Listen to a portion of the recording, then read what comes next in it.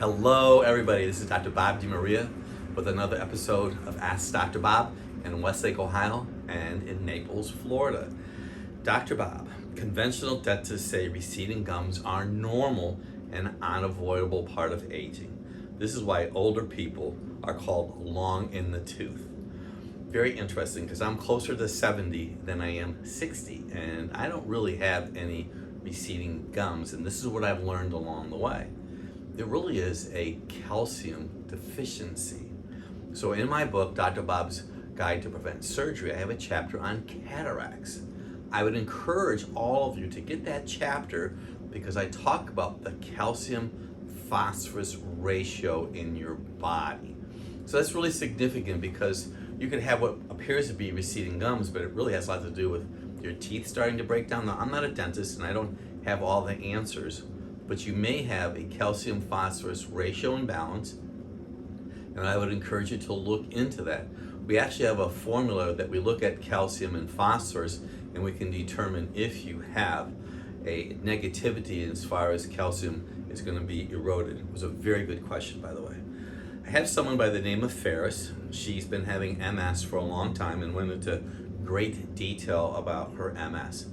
So we have helped people with MS. Now, MS is not necessarily the easiest thing in the world, but we know that people with MS need vitamin D. So I'd encourage you to have a vitamin D test, and we can do that for you.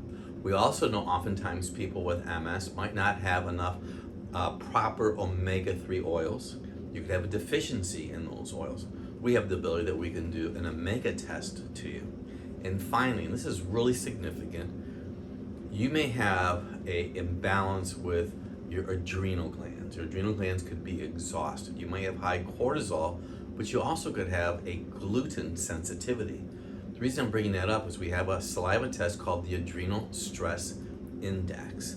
And the Adrenal Stress Index is going to tell me cortisol, DHEA, insulin, gliadin, which is a form of protein, is a real good tool to help literally drill down to get to the cause of your MS. But it's not just MS, it's across the board.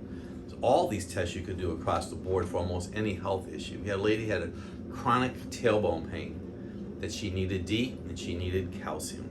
That was also an excellent question. Dr. Bob, how can I prevent a chronic bladder infection? We've been seeing more and more of this, and there's a lot of reasons. Number one, you want to make sure you're drinking water. Now, in our practice, both in Ohio and in Florida, we do breast thermography. Now, with the breast thermography, we have noticed that women could have cysts on the breast that respond to clear liquid iodine treatment or application. So I have my female patients, over 60 years old, maybe going through some menopausal change, add 4 or 5 drops of clear liquid iodine to their lower abdomen in your pubic region, because iodine is a natural antiseptic, and your bladder will help. It'll help your bladder as far as preventing any kind of long-term challenge.